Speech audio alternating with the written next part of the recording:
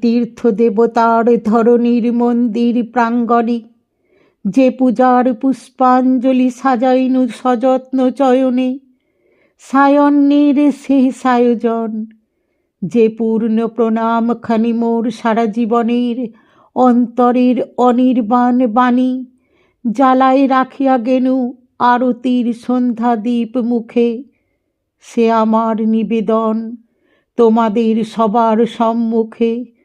হে মোর অতিথি যত, তোমরা এসেছ এ জীবনে, কেহ প্রাতে কেহ রাতে, বসন্তে শ্রাবণ বরিশনে।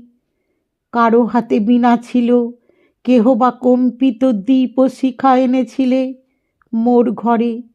দ্বার খুলে দুরন্ত ঝটিকা বারবার এনেছ প্রাঙ্গণে। যখন গিয়েছ চলে, দেবতার পদচিহ্ন রেখে গেছ মোর গৃহতলে। আমার দেবতা নিল তোমাদের সকলের নাম, রহিল পূজায় মোর তোমাদের সবারই প্রণাম।